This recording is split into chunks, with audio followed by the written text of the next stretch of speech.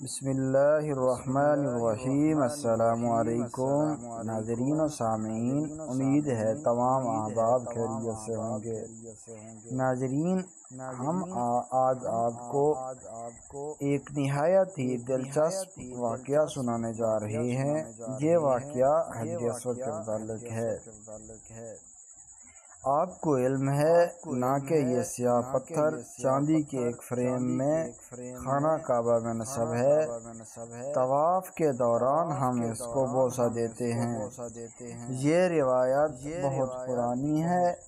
ہمارے پیارے رسول محمد صلی اللہ علیہ وسلم نے بھی اس کو بوسہ دیا تھا، اور جب حضرت عمر طواف کر رہے تھے تو آپ نے حجر اسود کو بوسہ دینے سے پہلے فرمایا تھا کہ انہیں علم تھا کہ وہ صرف ایک پتھر ہے اور کچھ نہیں، مگر چونکہ رسول اللہ صلی اللہ علیہ وسلم نے بوسہ دیا تھا، صرف اس وجہ سے وہ بھی اس کو بوسہ دے رہے ہیں۔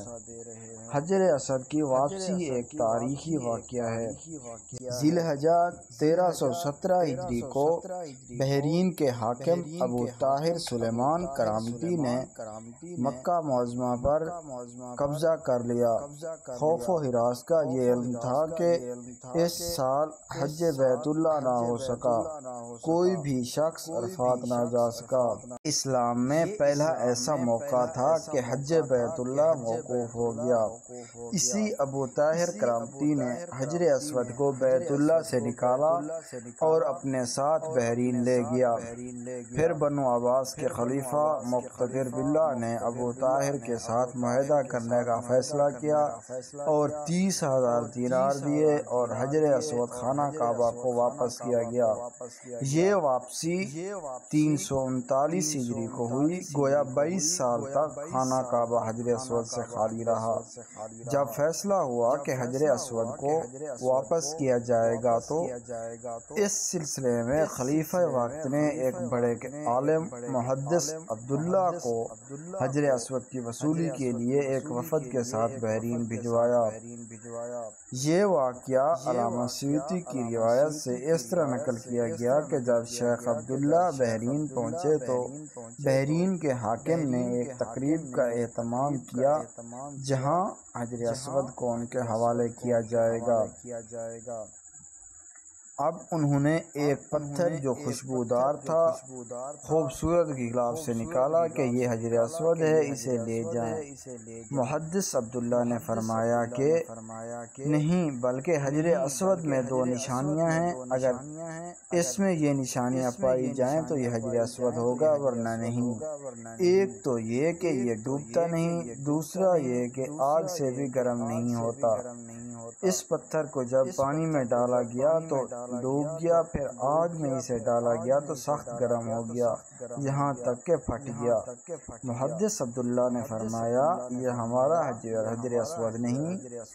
پھر دوسرا پتھر لایا گیا، اس کے ساتھ بھی یہی عمل ہوا اور وہ پانی میں ڈوب گیا اور آگ پر گرم ہو گیا۔ فرمایا کہ ہم اصل حجر اسود ہی لیں گے۔ پھر اصل حجر اسود لایا گیا اور آگ میں ڈالا گیا تو ٹھنڈا نکلا، پھر پانی میں ڈالا گیا تو وہ پھول کی طرح پانی کے اوپر تیرنے لگا۔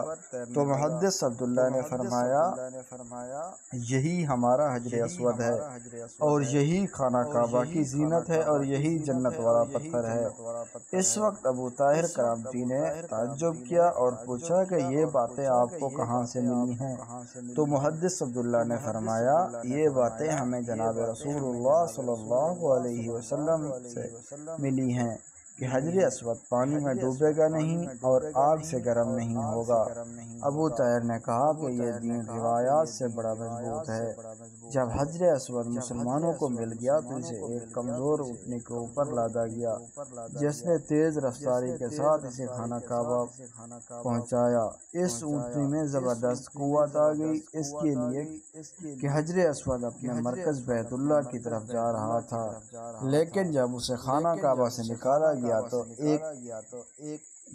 گیا تھا اور بحرین لے جا رہے تھے تو جس اونٹ پر لادا جاتا وہ مر جاتا، حتیٰ کہ بحرین پہنچنے تک 40 اونٹ اس کے نیچے مر گئے۔ ناظرین، امید ہے ہماری ویڈیو آپ کو پسند آئی ہوگی۔ اگر ہماری ویڈیو پسند آئی ہے تو اس کو آگے شیئر کریں اور ہمارے چینل کو سبسکرائب کریں۔ شکریہ۔